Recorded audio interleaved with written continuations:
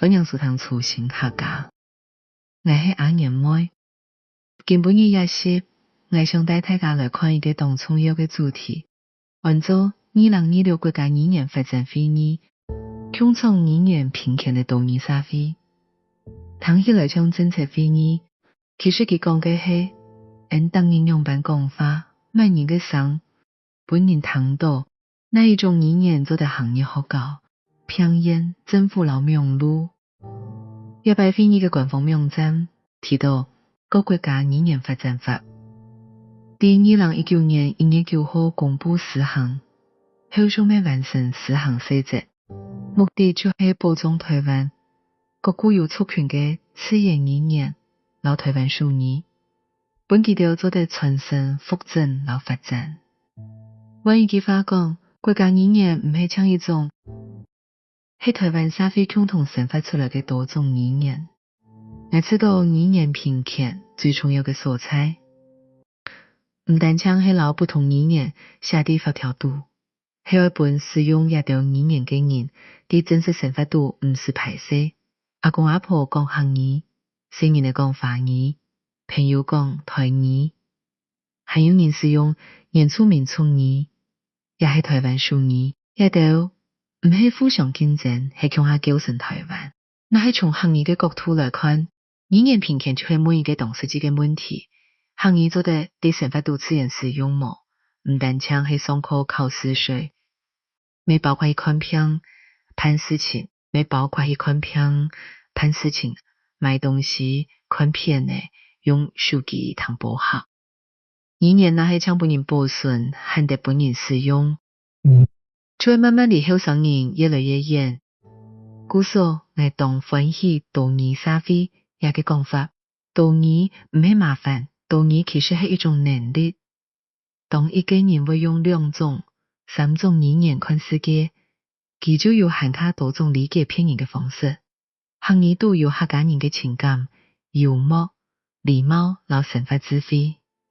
一條東西，那係長存翻譯，當然完整留下來。一百會議未本來想到，語言政策唔好單槍靠文化發通，發通當要緊，節慶未當要緊。唔過真正嘅復振，要讓語言標準日常生活。學校要有較長期嘅學習環境，學校要有較長期嘅學習環境，公共服務要有實際用得到嘅語言支持。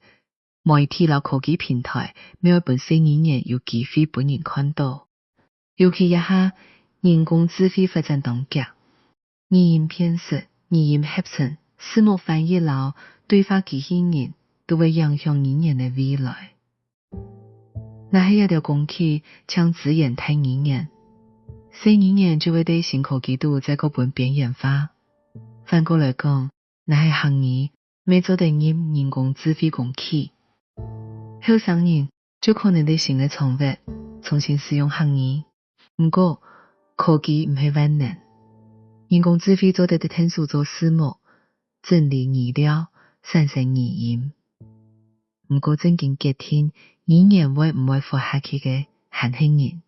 也愛人唔願意對新人嚟講，學校人唔願意創造環境，社群人唔願意用。後生人也唔願意留佢帶入自家嘅創作，一條真係核心。我想國家語言發展會議最大嘅意義，就會提醒人語言唔係裝飾，咩唔係搶有懷舊，語言係權利，係記憶，咩係未來。當一個社會願意本不同語言都做得到公共生活度出現，佢唔單將係文化較豐富，咩係民族較成熟。對客家後生人來講，一個題目其實當靠近自家，可能按個漢語講來無按標準，可能會老華語相混，可能有時會講唔到。不過只要願意開口，願意談，願意老願意開口，表現一爽，語言就唔單槍係上一代留下來嘅基因，咪會變做下一代做得創造嘅生活。故所談特共創語言平權嘅導語社會，一個主題，我會留佢理解成一個邀請，